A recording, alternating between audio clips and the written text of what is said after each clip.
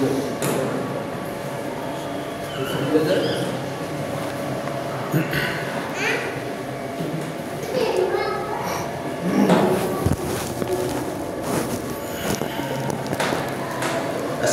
علیکم ورحمۃ اللہ وبرکاتہ۔ جمعہ کے اس مبارک دن اللہ کے رسول صلی اللہ علیہ وسلم ساری امت کو جمع کر کے جمعہ قائم کرتے تھے۔ خود کلام پاک میں اللہ نے کہا ہے اذا نودی للصلاۃ من یوم الجمعہ، جب جمعہ کے دن اذان ہو جائے فاسعوا الی ذکر اللہ، تو اللہ کے ذکر کی طرف، اللہ کی یاد کی طرف، اللہ کی طرف دوڑ پڑو۔ ہر جمعہ کے اندر ہم لوگ آتے ہیں، جمع ہوتے ہیں۔ جمعہ کا دن عید بقرعید سے بڑھ کر ہے۔ اللہ کے رسول صلی اللہ علیہ وسلم نے کہا یہودیوں کو بھی جمعہ دیا گیا تھا، وہ بھول گئے۔ عیسائیوں کو بھی جمعہ دیا گیا تھا، وہ بھی بھول گئے۔ بھولے اس لیے کہ جمعہ کے دن عبادت، اللہ کو یاد کرنا یہ نہیں کرتے تھے، تو وہ دن ہی 7 دنوں میں بھول گئے۔ تو عیسائی جمعہ کے 2 دن کے بعد سنڈے، اتوار کے دن عبادت کرتے ہیں، جمعہ سے 2 دن آگے بڑھ گئے۔ یہودی سنیچر کے دن کرتے ہیں، اور اللہ نے مسلمانوں کو پھر سے ہدایت دی، جمعہ کا دن پھر سے دیا، اور قرآن میں بھی تاکید دے دی کہ تم جمعہ کی اذان کے فوراً بعد اللہ کے ذکر کی طرف دوڑ پڑو۔ بیان ذکر ہے، خطبہ ذکر ہے، نماز ذکر ہے، بیٹھ کر تسبیح پڑھیں گے وہ ذکر ہے، اللہ کی کتاب کی تلاوت کریں گے، عربی میں سمجھ کر پڑھیں گے وہ بھی ذکر ہے۔ قرآن کو تو خود ذکر کہا گیا، انا نحن نزلنا الذکر، اس ذکر کو ہم نے نازل کیا۔ تو تم دوڑ پڑو اللہ کے ذکر کی طرف یہ جمعہ کے دن۔ اب یہ ایک الگ مسئلہ ہے کہ مالیگاؤں جیسا شہر مسلمانوں کی اکثریت ہے، بہت زیادہ مسلمان ہیں، لیکن ابھی دیکھو بہت سارے کارخانے چالو ہوں گے، بہت سارے سیٹ پگار دے رہے ہوں گے، حساب کر رہے ہوں گے، بہت سارے مزدور پگار لینے کے لیے انتظار میں بیٹھے ہوں گے۔ مالیگاؤں کے ایک شاعر نے کہا تھا وہ مجھے پگار دیتا ہے اذان ہونے کے بعد۔ تو یہ سب معاملہ ہمارا گڑبڑ ہے۔ تو جمعہ کا دن تو ہمیں یاد ہے، یہودی بھول گئے، عیسائی بھول گئے، جمعہ کا دن ہمیں یاد ہے، ضرور یاد ہے، لیکن جمعہ کے دن کی اہمیت بھول گئے، اس کی فضیلت بھول گئے، اس دن کو کتنا اہتمام کرنا ہے وہ ہم بھول گئے۔ اور ہر جمعہ میں ہم آتے ہیں تو بیان ہوتا ہے، کوئی نہ کوئی اللہ کا بندہ آتا ہے قرآن کی بات لے کر، حدیث لے کر، صحابہ کرام، سلف صالحین، نیک لوگوں کے حوالے سے ہم کو محنت کرتا ہے، کوشش کرتا ہے، ایسی باتیں بتاتا ہے کہ ہم دین سے قریب ہوں، اللہ سے قریب ہوں، اسلام سے قریب ہو، ہماری زندگی سدھرے، دین دنیا دونوں سنور جائے، دنیا میں بھی سب کچھ اچھا ملے، آخرت میں بھی۔ حج کے اندر سب سے زیادہ پڑھی جانے والی دعا یہی ہے ربنا آتنا فی الدنیا حسنہ، اے اللہ دنیا میں تو ہمیں سب کچھ اچھا دے، وفی الآخرۃ حسنہ، آخرت میں مرنے کے بعد سب کچھ اچھا دے، وقنا عذاب النار، اور ہم کو آگ کے عذاب سے بچا دے۔ اچھی دنیا مانگنا، اچھی آخرت مانگنا، اچھی زندگی مانگنا، اچھا جینا مانگنا، یہ سب ایک انسان کا حق ہے۔ پچھلے کسی مسجد میں بیان دے رہا تھا موت کے اوپر، موت کا علاج، کیا موت کا کوئی علاج ہے؟ موت کا علاج نہیں۔ پوری آیتیں پڑھ کے پورا بتایا آدھا گھنٹہ، تو ایک کا مجھے فون آیا، اس نے ایک شعر لکھ کے بھیجا، موت کا بھی کیا کوئی علاج ہے، موت کا بھی موت کا بھی علاج ہے شاید، اس نے کیا لکھا؟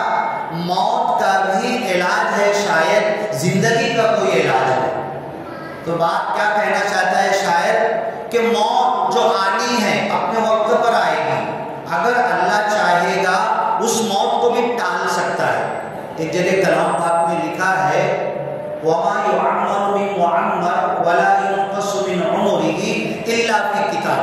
کسی کی عمر اللہ بڑھا دیتا ہے، کسی کی عمر اللہ تعالیٰ کم کر دیتا ہے۔ مطلب جو اوریجنل عمر تھی اس میں بڑھوتری ہوتی ہے، اس آیت سے ثابت ہو رہا ہے۔ جو اوریجنل عمر ہے اس میں کمی ہوتی ہے۔ اچھا عمل، اچھی زندگی، لوگوں کے ساتھ اچھے سے ملنا، ایمانداری، حق حلال کا ویوہار کرنا، یہ زندگی کے لمحات، زندگی کے سال بھی بڑھا دیتا ہے۔ اور بری زندگی جینا، ہر ایک سے برے الفاظ اختیار کرنا، گالی گلوچ کرنا، برے سلوک کرنا، کسی کے ساتھ اچھے کے ساتھ پیش نہیں آنا۔ تھوڑا یہ کم کرو نا آواز، بہت زیادہ گونج آ رہی ہے آج۔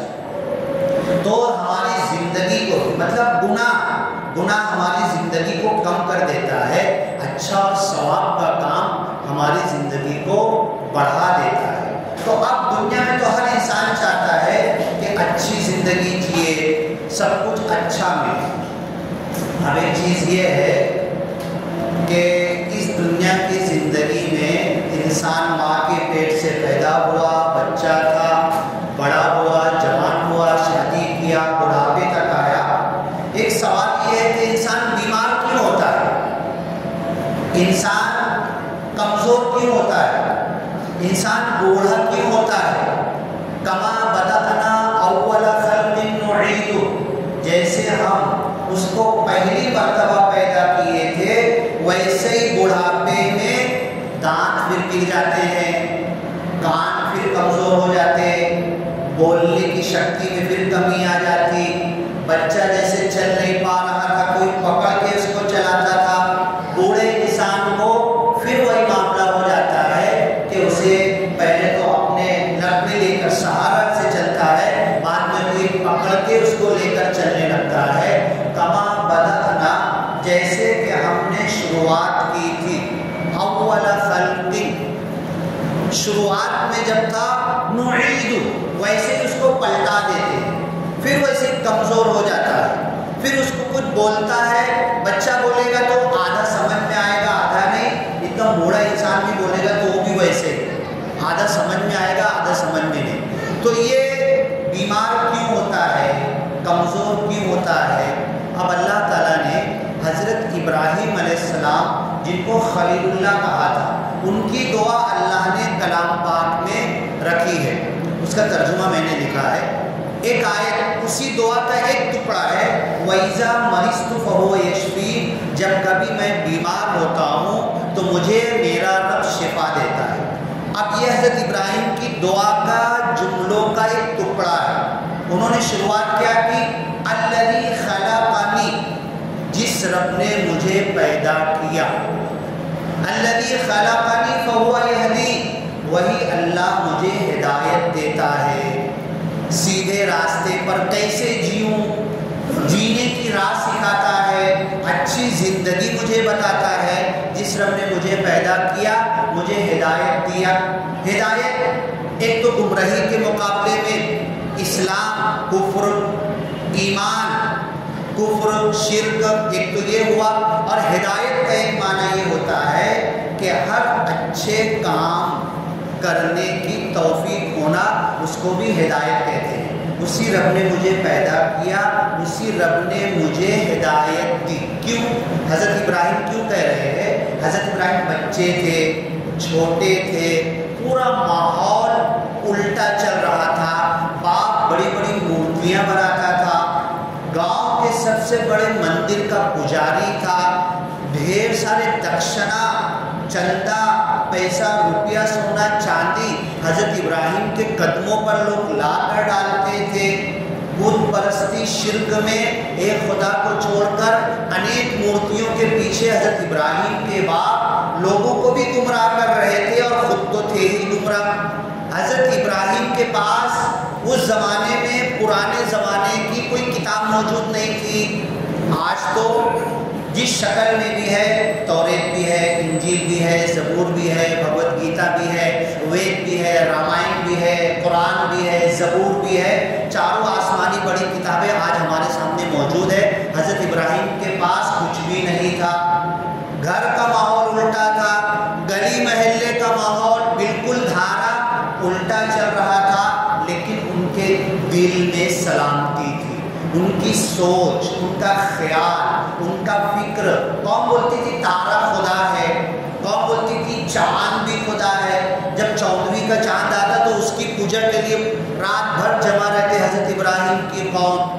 سورج گہن، چاند گہن کے دن چاند سورج کی پوجا کرتے، سال بھر میں 2-3 دن سورج کی پوجا کے لیے مختص تھا، یہ سب قوم کرتی تھی۔ حضرت ابراہیم بچپن سے دیکھ رہے تھے، تو حضرت ابراہیم نے کیا کہا، یہ میرے پلے نہیں پڑتا، یہ بات میرے سمجھ میں نہیں آتی کہ یہ سورج خدا کیسے ہے، یہ چاند کیا خدا ہو سکتا ہے، کیا یہ تارے خدا ہے۔ قوم کے پاس گئے، اچھا تم یہ تارے کو خدا مانتے ہو، مغرب ہوئی، سورج ڈوبا، تارے، کچھ تارے تو سورج ڈوبنے سے پہلے نظر آنے لگتے ہیں، تو حضرت ابراہیم نے کہا اسی کو تم خدا مانتے ہو؟ قوم نے کہا کہ ہاں۔ انہوں نے کہا ٹھیک ہے، تم خدا مانتے ہو تو میں تمہارے ساتھ ہو جاتا ہوں۔ صبح بولے ہو گیا کدھر تمہارا خدا؟ ارے تمہارا خدا جو رات میں نے بتایا تھا ہے کدھر؟ ابھی مجھے خدا سے مدد مانگنا ہے۔ ارے وہ تو غائب ہو گیا۔ جو غائب ہو گیا، جو آتا ہے جاتا ہے، کسی کے اجالے میں غائب ہو جاتا، میرا خدا نہیں ہو سکتا۔ اچھا 14ویں کے دن، 14ویں چاند کے دن، مکمل چاند کے دن پورے گاؤں والے الٹ پڑتے تھے، چاندنی میں کھانا پینا کرتے تھے، اجتماع کرتے تھے اور چاند کی پوجا کرتے تھے۔ تو حضرت ابراہیم بولے اچھا یہ اتنا بڑا چاند دکھ رہا، اتنی بہترین روشنی ہے چاندنی کے اندر، اس کو تم خدا مانتے ہو، چلو میں بھی مان لیتا ہوں۔ گھڑی بھر کے سمجھانا چاہتے تھے، وَتِلْكَ حُجَّتُنَا آتَيْنَاهَا إِبْرَاهِيمَ، یہ دلیل تھی، حجت تھی، آرگومنٹ تھا، سمجھانے کا انداز تھا کہ چلو گھڑی بھر کے لیے مان لو یہ کار تمہاری ہے، چلو لو چابی چلاؤ تو تمہاری ہے، اگر تم چلا نہیں پا رہے تو کائے کی تمہاری ہے؟ ہاں تو یہ چیز گھڑی بھر کے لیے مان لیے، چاند خدا ہے چمکتا ہوا، تم سب جمع ہو، پوری قوم کے لوگ ہیں۔ اب ان کو تو پتا تھا یہ کبھی آتے نہیں، اور آج آ کر ایسے پازیٹیو بات کیوں کر رہے ہیں؟ ڈائریکٹ تو بول نہیں سکتے تھے تم غلط ہو مت مانو، یہ چاند خدا نہیں ہے، کسی کے سمجھ میں تو نہیں آتا، چلو تم اس کو فَلَمَّا رَأَى الْقَمَرَ بَازِغَةً قَالَ هَذَا رَبِّي، جب چمکتا ہوا بازغاً چاند کو دیکھا تو کہنے لگے ٹھیک ہے تم خدا مانتے ہو نا، چلو گھڑی بھر کے لیے میں بھی مانتا ہوں۔ اب اس کے بعد 16 تاریخ، 17 تاریخ، 18 تاریخ اور یہ دن چاند غائب ہوتا ہے، اماوس کے دن رات بھر چاند آتا ہی نہیں۔ 28-29 دنوں میں اتنا تھوڑا تو چاند تھوڑی دیر کے لیے آسمان میں ہوتا ہے۔ بولے آج کدھر گیا میرا اور تمہارا خدا جو تم مانتے تھے تمہارے محلے میں میں نہیں مانا، آج مہینے میں ایک دن چھٹی پر ہے تو پوری خلقت کیا کرے گی؟ خدا چھٹی پر چلا گیا؟ نہیں، میرا خدا نہیں ہو سکتا۔ اچھا یہ روز نکل رہا ہے سورج، الشمس بازغۃ قال هذا ربی هذا اکبر، اچھا وہ دو تو کینسل ہو گئے، وہ دونوں کو تو میں خدا نہیں مانتا، یہ سب سے بڑا والا ہے، اسی کے دم سے چاند سورج سب غائب ہو جاتے، چلو تم مانتے ہو نا میں بھی مان لیتا ہوں، یہ بڑا والا ہو سکتا ہے خدا ہے۔ جب وہ بھی رات میں ڈوبا تو رات میں جا کے کہنے لگے گیا کدھر یہ بڑے والا؟ ہاں مطلب کوئی اس کو نکالا، کوئی اس کو ڈبایا، کسی نے اس کو باندھ دیا ہے، یہ کٹ پتلی ہے، اس کی رسی اس کے خدا اور مالک کے ہاتھ میں ہے، وہی میرا خدا ہونا چاہیے، وہی میرا مالک ہونا چاہیے، الذی خلقنی، اور وہی مجھے پیدا کیا۔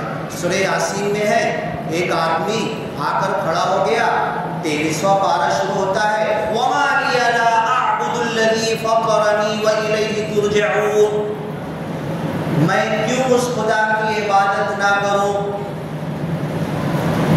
اور آگے کہا کہ تمہارا رب بھی وہی ہے، میں تمہارے رب کی عبادت کرتا ہوں۔ قوم نے ان کو شہید کر دیا، کسی اور وقت تو پورا واقعہ لیں گے، قوم نے شہید کر دیا قال یا لیت قومی یعلمون قیل ادخل الجنہ. قوم نے شہید کر دیا، فرشتے آئے، ارے چھوڑ چل، جان دے، جنت میں چل. جنت میں گیا، پہلا قدم ایسے رکھا تو جنت کی نعمتیں تم ہم دیکھو گے نا سب بھول جاؤ گے. جو دماغ پہ گزرا نہیں، جو آنکھ نے دیکھا نہیں، جو خیال اور دل میں نہیں آ سکتا، ایسی نعمتیں. پہلا قدم رکھ کے جنت کی نعمت دیکھ رہا ہے وہ آدمی، اور کہتا کیا ہے؟ یا لیت قومی یعلمون، جس قوم نے مجھے شہید کر دیا، کاش وہ قوم اس جنت بنانے والے خدا کو جان لیتی، پہچان لیتی، مان لیتی تو میرے ساتھ وہ بھی جنت میں آتی. بد دعا نہیں دے رہے، شہید کر دیے، پوری قوم ایک ساتھ پل پڑی. کئی روایتیں حدیثیں آتی ہے کہ ایک ساتھ وار کیے، کسی نے کھنجر، کسی نے تلوار، کسی نے پتھر، جس کو جیسا لاٹھی ڈنڈا، ایک ساتھ فوراً شہید کر دیے. تو ان کو بد دعائیں نہیں دے رہے. وہ جنت میں جانے والا جنت میں جاتے جاتے ایک قدم رکھ کے بول رہا ہے کاش میری قوم کو معلوم ہو جاتا. یہ نبیوں کا دل ہوتا ہے، یہ نبیوں کے ماننے والوں کا دل ہوتا ہے، یہ اللہ کی طرف لو لگانے والوں کا دل ہوتا ہے. جس کو نرمی دے دی گئی نا اس کو پوری بھلائی دے دی گئی، اور جو نرمی سے محروم رہ گئے، سخت دل، ٹیڑھا ٹیڑھا بول رہا، سخت بول رہا ہے، ہر ایک کے ساتھ سختی سے نپٹ رہا ہے، اس کو بھلائی سے محروم کر دیا گیا. نبیوں کا دل یہی ہوتا تھا. اچھا تم میرے کو پتھر مارے ہو نا، تم نادان ہو، ہنستے تھے، مسکراتے تھے. نہیں، تم نے نادانی میں پتھر مارا ہے مجھے. تم کو ایک دن معلوم پڑ جائے گا، تم معافی مانگو گے، مجھے پتھر مار رہے ہو. اتنی محبت، اتنی دل لگی کے ساتھ سمجھاتے تھے تو نبیوں کے ماننے والے بڑھتے چلے جاتے تھے. اب اس مرد نے بھی یہی کہا کہ کاش میری قوم کو معلوم ہو جاتا. ہم بھی جس جگہ پر پیدا ہوئے، کیا اللہ تعالیٰ ہمیں سعودی عرب میں پیدا نہیں کر سکتا تھا؟ فلسطین میں پیدا نہیں کر سکتا تھا؟ جہاں پر مسلمان، انڈونیشیا، ملیشیا مسلمانوں کی اکثریت ہے، وہاں پر عورتیں بھی، مسجدوں کے اوپر سارے انتظام ہے، برقع ہے، نماز کا ڈریس ہے، اس نماز کے ڈریس میں آتی ہے، پہنتی ہے، نماز ادا کرتی ہے اور نکل کے چلی جاتی ہے. اتنا سب اسلامی ماحول ہے، اللہ ہمیں وہاں پیدا کیوں نہیں کیا؟ اس انڈیا میں، اس آزمائش کے ماحول میں، دارالکفر میں، دارالشرک میں سال بھر شرک اور کفر کے تہوار آتے ہیں، اس کے بیچ میں کیوں پیدا کیا؟ یہ اللہ کی مصلحت ہے کہ نبیوں کی طرح نرم دل بنے. یہ اللہ کے بندے بھولے ہوئے ہیں، اللہ کو نہیں جانتے مانتے. ان کو میں کیسے اللہ بتا دوں، کیسے سمجھا دوں، کیسے کھینچ کھانچ کے لاؤں؟ ایک دکان پہ میں جاؤں گا نا، سیلس مین کو سیٹ ہٹا دے گا. ایک گراہک گیا، کچھ بتایا، نہیں لیا. دوسرا گراہک گیا، نکال کے بتا رہا، اس نے بھی نہیں لیا. دن بھر میں سیلس مین نے جتنے گراہک آئے ایک بھی کچھ بیچا نہیں، تو مالک بولے گا تو کام کے لائق نہیں ہے. آج اللہ نے ہمیں پوری دنیا میں اس انڈیا جیسے ملک میں پیدا کیا ہے. اور سن لو، یہ جو انڈیا کی آبادی ہے نا، تاریخ اٹھا لو، قرآن، حدیث، تفسیر، ہسٹری اٹھا لو، اس ہندوستان کی جو آبادی ہے، جو شرک اور کفر میں ڈوبے ہوئے ہیں، جنہیں ہم ہندو کہتے ہیں، یہ حضرت نوح علیہ السلام کی اولاد ہے. ذریۃ من حملنا مع نوح، حضرت نوح کے ساتھ جن کو کشتی میں اٹھایا تھا نا، یہ ان کی اولاد ہے. اور حضرت آدم بھی پہلے سری لنکا، انڈیا، اسی علاقے میں آئے تھے. یہ وہ آبادی ہے جو اللہ کے پہلے چنندہ بندوں کی ہے. اور یہ آبادی آپ دیکھو، ہندوستان میں 750 سال مغلوں نے حکومت کی، بہت کم تھے. آج تو 25% ہے نا مسلمان، جس وقت تو مغل حکومت کر رہے تھے 2-3% تھے. ایسی آبادی ہے کہ سر جھکا کے سب مان لیتی ہے. اقلیت میں رہنے والے مسلمانوں کی حکومت کو تسلیم کر لیا تھا یہاں کی آبادی نے. اگر اس آبادی کو محبت کے ساتھ، دل نشین انداز میں، بڑے اچھے انداز میں بتایا جائے گا نا، تو یہ ضرور مانیں گے، قبول کریں گے. تو حضرت ابراہیم کی بات چل رہی تھی، الذی خلقنی فہو یہدین، جس نے مجھے پیدا کیا. اپنی قوم کو دعوت دے رہے. حضرت ابراہیم کی قوم تو بڑی مشکل تھی، انبیاء کی قوم نبیوں کو دو ٹکڑے کر دیے. کلما جاءہم رسول بما لا تہوی انفسہم فریقا کذبوا وفریقا یقتلون. گاؤں میں سے کچھ لوگ نبی کو جھٹلاتے تھے, مذاق اڑاتے تھے, مارتے تھے, ستاتے تھے. کچھ لوگ آ کے ڈائریکٹ قتل کر دیتے تھے, نبی کا مرڈر کر دیتے تھے. بنی اسرائیل میں ہزاروں انبیاء کا قتل کیا. آج یہ قوم ایسی نہیں ہے, سواگت کرنے والی قوم, سنتی ہے, مانتی ہے. حضرت ابراہیم علیہ السلام کہنے لگے چاند سورج تارے تینوں کو نے. قوم کا ماحول بالکل الٹا, گھر کا ماحول بالکل الٹا. گھر چھوڑ دیے, باپ کو چھوڑ دیے, نکل گئے. پھر لوگ گاؤں والے, ارے پاگل کہاں جا رہے ہیں؟ انی ذاہب الی ربی سیہدین, میں میرے رب کی طرف جا رہا ہوں. ارے تیرا رب ہے کدھر؟ ہاں, میرا دوست ہے, خلیل ہے, میں میرے رب کی طرف جا رہا ہوں. تو حضرت ابراہیم نے کہا الذی خلقنی, جس اللہ نے مجھے پیدا کیا, فَهُوَ يَهْدِينِ, وہی مجھے ہدایت دیا. حضرت ابراہیم کے پاس کوئی نبی نہیں آیا تھا, کوئی کتاب نہیں تھی, کوئی حدیث نہیں تھی, فضائل اعمال نہیں تھے, کوئی جماعت نہیں آتی تھی, لوگ آ کے پکڑ پکڑ کے کھینچ کے مسجد میں لے جا رہے ہیں, ایسا ماحول نہیں تھا. ان کا دل سلامتی والا تھا. نہیں مانوں گا میں تارے کو خدا نہیں مانوں گا, چاند کو نہیں مانوں گا, سورج کو نہیں مانوں گا, میرا باپ جو کر رہے ہیں نا وہ بھی نہیں مانوں گا, پورے گاؤں والے جو کر رہے ہیں نا وہ بھی نہیں مانوں گا. نکال دو, کیا کرنا ہے, میں اپنے رب کی طرف جا رہا.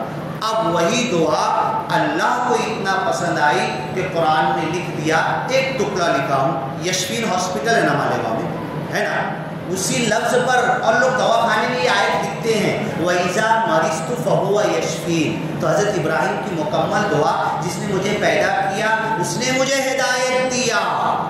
وَاتَّقُوا اللَّهَ وَيُعَلِّمُكُمُ اللَّهُ, ڈرو اللہ سے, تقوی اختیار کرو, اللہ تمہارا معلم بن جائے گا, تمہارا ٹیچر بن جائے گا, تمہیں ڈائریکٹ سکھائے گا. قیامت تک یہ آیت ہے. اللہ سے ڈرنے کا حق تو ادا کرو. دیکھو اللہ کیسے سکھائے گا آپ کو, اچھے اچھے سیکھے والوں سے آگے بڑھ جاؤ گے آپ. اب حضرت ابراہیم کہتے ہیں وَالَّذِي هُوَ يُطْعِمُنِي وَيَسْقِينِ, گاؤں والوں, ابا جان, گھر والوں, تم نے مجھے گھر سے نکال دیا, لیکن تم چولہا جلاتے تھے, تم کھانا لاتے تھے, تم پکاتے تھے تو میں کھاتا تھا. جھوٹ ہے, یہ میرا عقیدہ نہیں ہے. مجھے تو میرا رب کھلاتا ہے. اللہ کے رسول صلی اللہ علیہ وسلم صوم وصال رکھتے تھے. مفتی صاحب, امام صاحب سے پوچھ لینا صوم وصال ہوتا کیا ہے, کیسے رکھا جاتا ہے. بیچ میں سحری بھی نہیں ہے, بیچ میں افطاری بھی نہیں ہے, 2-2, 3-3, 4-4, 5-5, 7-7 دن اللہ کے رسول افطاری بھی نہیں کرتے تھے, سحری بھی نہیں کرتے تھے, چلتے پھرتے رہتے تھے, سارے کام کاج کرتے رہتے تھے. اس کو صوم وصال کہا جاتا. صحابہ نے دیکھا نا, اے اللہ کے رسول تم صوم وصال رکھتے ہو نا, ہم بھی رکھیں گے. تو اللہ کے رسول نے کہا میرا رب مجھے کھلا پلا دیتا ہے, میرا رب مجھے کھلا پلا دیتا ہے. تو صحابہ نے کہا جس نبی کو ہم نے مانا ہے, اگر وہ رب ہمارے نبی کو کھلا پلا سکتا ہے تو کیا ہم کو نہیں کھلا پلا سکتا؟ ہم بھی رکھیں گے, تمہاری طرح صوم وصال ہم بھی رکھیں گے. اور رکھ کر دکھایا. تفسیر ابن کثیر اٹھاؤ, سورہ بقرہ روزے کی آیت کتب علیکم الصیام میں صوم وصال کا لکھا ہوا. صحابہ نے 14 دن کے صوم وصال رکھے, اور بولتے تھے کام بستر نہیں پکڑ لیتے تھے, چھوڑتے نہیں تھے, کام دھندا کرتے رہتے تھے. یہ وہی آیت کی تفسیر ہے, عملی تفسیر ہے کہ مجھے اللہ کھلاتا ہے, مجھے اللہ پلاتا ہے. حضرت مریم کو پچھلے بار میں نے بتایا گھر بیٹھے رزق آتا تھا نا, پلیٹ کھانے کی آتی تھی نا, یہ بھی ایک ذریعہ اور سبب ہے نا. اللہ کے رسول کہتے ہیں حضرت مریم کو تو پلیٹ آتی تھی, اللہ ڈائریکٹ میرے پیٹ میں ڈال سکتا ہے نا, ڈال سکتا. اللہ کے لیے کوئی مشکل ہے کیا؟ ڈائریکٹ ڈال دیا. مجھے دکھا رہا ہے کہ اللہ کا طاقت توانائی لگ رہی ہے. یہ توکل اور ایمان, بھروسہ, حق ادا کرنا ہے. لو تتوکلون علی اللہ حق توکلی, اگر اللہ پر عقیدہ, ایمان, بھروسہ, توکل کا حق ادا کرو گے, لرزقکم کما یرزق الطیر, کہ جیسے پرندوں کو رزق دیتا ہے ایسے تمہیں روزی ملنا چالو ہو جائے گی.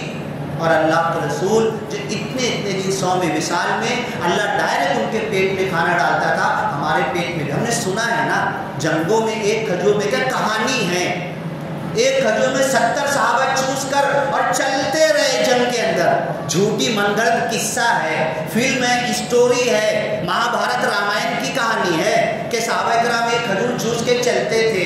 ہاں من گھڑت ہے, جھوٹا ہے, ہاں ہمارے ساتھ نہیں ہو سکتا. ہم اللہ کی قسم ہمارے ساتھ بھی ہو سکتا ہے. وہ بھروسے کا حق ادا تو کرو. پرندوں کی طرح تمہیں روزی دے گا, خود کتنا کھائیں گے جانے دو. کسی پرندے کے گھونسلے میں تم ہاتھ ڈالو, جنگل میں جا کر اس کے بچے کو اٹھا کر دیکھو, بچہ اتنا بڑا ہوگا تو اس کا پیٹ اتنا بڑا ہوگا. اتنا دانہ لا کر ڈالتے ہیں. اللہ تمہیں روزی دے گا, وہی مجھے کھلاتا ہے. یطعمنی ویسقی, وہی مجھے پلاتا ہے. وَإِذَا مَرِضْتُ فَهُوَ يَشْفِينِ, اور جب میں بیمار ہوتا ہوں تو مجھے شفا دیتا ہے. یہ چلنا, وہ ڈاکٹر کے پاس چلنا, میں وہاں گیا تھا تو وہ اچھا ہوا تھا. میرا عقیدہ کیا ہو گیا ہے, میں اس کو بھی کھینچ کے لے کے جا رہا ہوں. نہیں, میرا ڈاکٹر تو اللہ ہے. مجھے بچپن سے ماں کے پیٹ میں, ماں کے پیٹ سے پہلے, انسان حضرت آدم بننے سے پہلے کہاں کی مٹی اٹھا کر فرشتے لائے, کس مٹی سے میں بنا یہ اللہ جانتا ہے. میرا سب سے بڑا ڈاکٹر تو اللہ ہے نا. میں اللہ پر بھروسہ کیوں نہیں کرتا؟ وَإِذَا مَرِضْتُ, جب کبھی, وَإِذَا whenever, جب کبھی بچپن میں, بڑھاپے میں, کہیں پر, ادھر سردی میں, گرمی میں, عمر کے جس حصے میں, وَإِذَا کا ترجمہ اٹھا کر دیکھو, علماء سے پوچھو. وَإِذَا, جب کبھی, جیسے بھی, جس انداز میں بھی میں بیمار ہوتا ہوں, فَهُوَ يَشْفِي, شفا مجھے وہی دیتا ہے. یہ تو بہانہ ہے.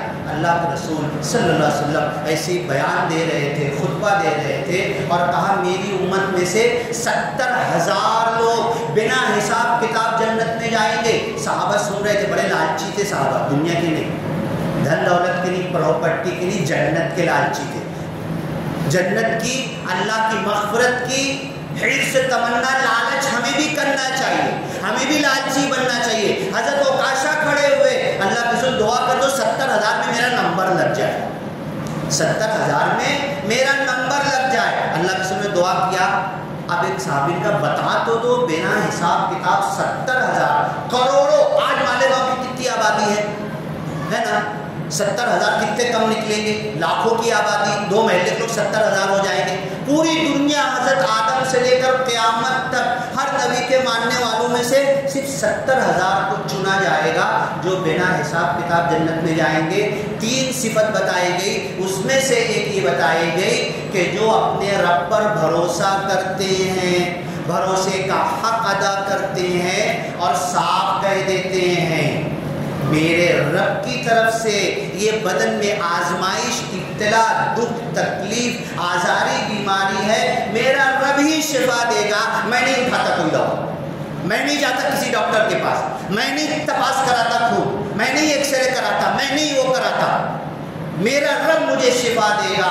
ایسے چند گنے چنے لوگ آئیں گے, 70,000 لوگ, ان کو اللہ تعالیٰ جنت میں بنا حساب کتاب ڈال دے گا اور دنیا میں بھی بنا تکلیف کے شفا دے دے گا, اچھا کر دے گا. اب بات ختم ہو رہی, وقت ہو گیا. مالیگاؤں میں بچپن سے 55 سال ہوئے مجھے, میں دیکھ رہا ہوں 55 سال کے اندر مجھے یاد ہے 1000 کولی میں صرف 2 ڈاکٹر تھے, ایک زین الدین ڈاکٹر, ایک عتیق ڈاکٹر. ماشاءاللہ عتیق ڈاکٹر ابھی تک زندہ ہے. زین الدین ڈاکٹر کا دواخانہ کھلا رہتا تھا 1000 کولی کے گھر میں, پہلی گلی میں. جب جاؤ بیٹھو, اور اگر کسی کو ضرورت ہوئی نہ, بولتے بھی تھے تیرے کو ایک آدھ دوا سمجھ میں آتی ہے نا, تو کھا لے کے چلے بھی جانا بولے, ایسے بھی بولتے تھے. تو ایسے نیک لوگوں کا زمانہ تھا. اور 4 آنے میں 4 مرتبہ دوا لینے گئے تو میری امی پوچھتی تھی کتنا ہوا, تو بولے 4 آنا ہوا, 8 آنا ہوا, ہے نا. اللہ ان کے ہاتھوں پر شفا دیا تھا.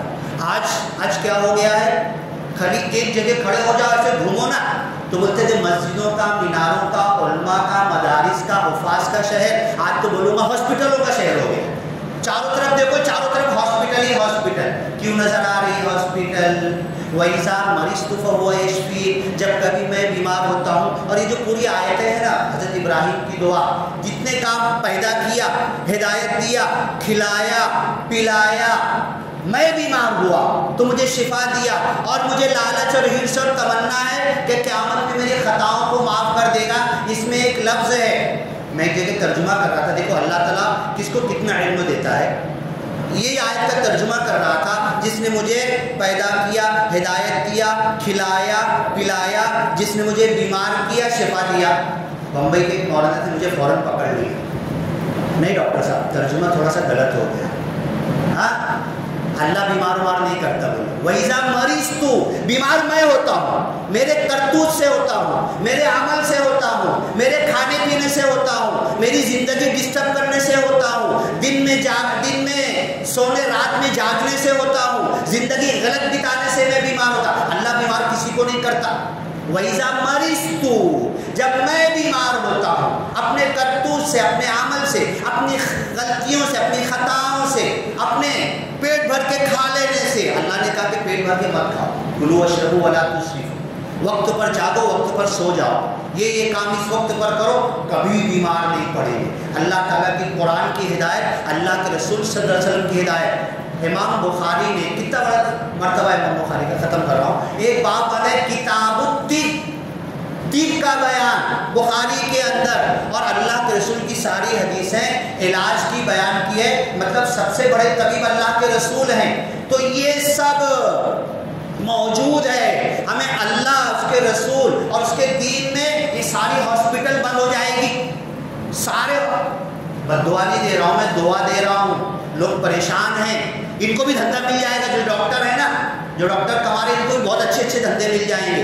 اللہ کرے ساری ہاسپٹل بند ہو جائے، ہم اپنے جینے کے صحیح راہ پر آ جائیں، کھانے پینے کے صحیح اصول پر آ جائیں۔ جو اگڑم بگڑم کھا رہے یہاں وہاں کا ہوٹل کا تلا یہ وہ سب کھانا بند کر دے، پیور شدھ کھانا شروع کر دے، تو ہم بھی بیماری سے بچ جائیں گے اور پھر اچھی زندگی جئیں گے۔